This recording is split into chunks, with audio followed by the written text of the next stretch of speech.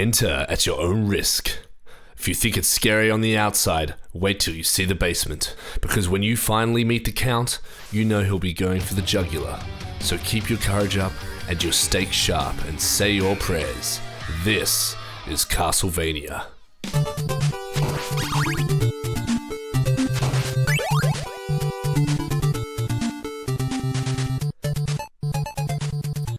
Castlevania is an action platformer video game developed by Konami for the Nintendo Entertainment System back in 1987.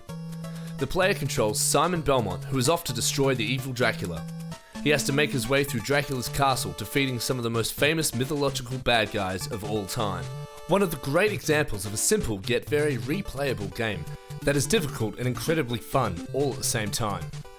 Simon can move, jump, and has 2 attacks.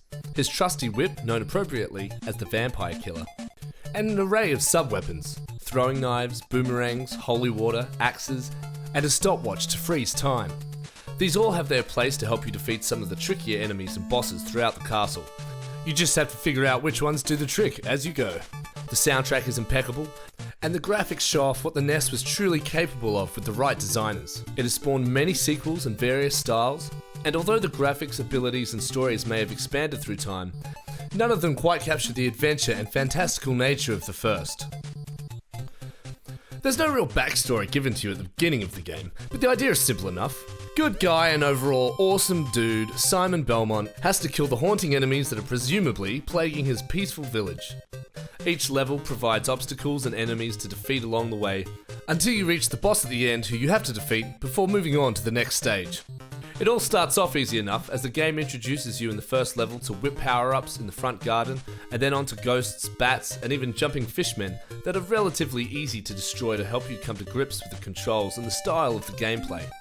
Each level then introduces you to harder obstacles and enemies, such as bottomless pits, walking skeletons, ghost knights, and those fucking annoying hunchbacks, and other supporting roles from horror literature and movies of the past. The bosses include Medusa, Frankenstein's monster, Death himself, mummies, and of course the granddaddy of them all, Dracula, in both human and horrible bat monster form. Although it is possible to beat each boss with your whip alone, it can be extremely hard, especially Frankenstein's monster and his fucking hunchback. They are, however, incredibly vulnerable to a particular sub-weapon, and once you've discovered how to defeat them, it drops the difficulty of each boss immensely. This can take a very long time to figure out, especially as each sub-weapon is only available in certain places, and once you die, it's gone. You're then forced to use what is available to you between the spawn point and the end of the level. You're also forced to power up your whip all over again, and in its infancy, it's a pretty weak weapon.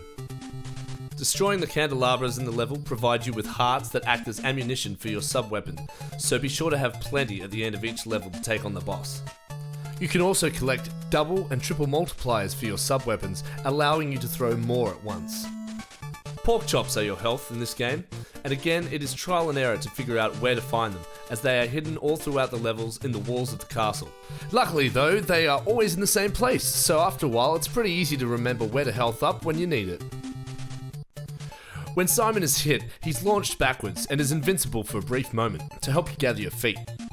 Be sure you're not too close to the edge though, as he'll fall to his death, and this can become mighty frustrating, especially with a full bill of health. This makes those bottomless pits even more perilous, so it forces you to be very careful and precise when moving through these parts of the levels. So remember kids, look before you leap.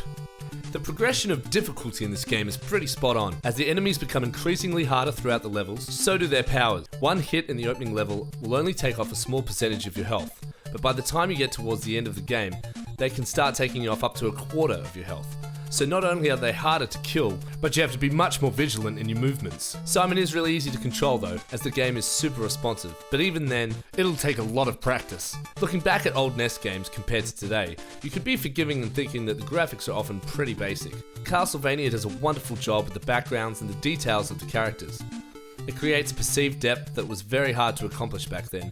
You can even see Dracula's room in one of the levels in the background, and it does a great job in creating the enormity of his entire castle. Probably the best thing to come out of Castlevania is the soundtrack. Each level has its own music, and every tune stands out as a masterpiece on its own. Particularly this one, Wicked Child, from level 3. They have amazingly catchy hooks that, even though repetitive, are well written so they don't get on your nerves like a lot of the 80s games did. It might sound cheap and 8-bit these days, but this is how it sounded to us as kids. This is Vomitron, doing a pretty kick-ass metal version of the soundtrack if you ask me. They do a bunch of these video game medleys and they're all on Spotify, so be sure to check them out. There's a simplicity about this game that makes it so damn appealing. Anyone can literally pick up and play and have a hang of it by the end of the first level. Don't let that fool you though, this game is hard, really hard, and you'll need to do levels over and over again just to figure out how to conquer them. Luckily though, it's got great replayability, which means you're going to stick it out and have a blast while you do it. The payoff is immense and you really feel like you've earned the victory after each level. There are no passwords or save points, but you do have unlimited continues, which is pretty rare back then. But you really do need them. Don't expect to finish this game anytime soon though. It's not the longest game, but it's designed to be almost impossible to beat. Even if you can make it all the way to Dracula, he's just so damn hard to read. Graphics, gameplay, sound, music, level design and playability are all top notch, and I highly recommend everyone give it a try. It's a game that often gets overlooked but is worthy of its place alongside some of the best games ever made. 10 out of 10. Be sure to hit that subscribe button so you can stay up to date with all my reviews on retro gaming. This is Digz Gamer.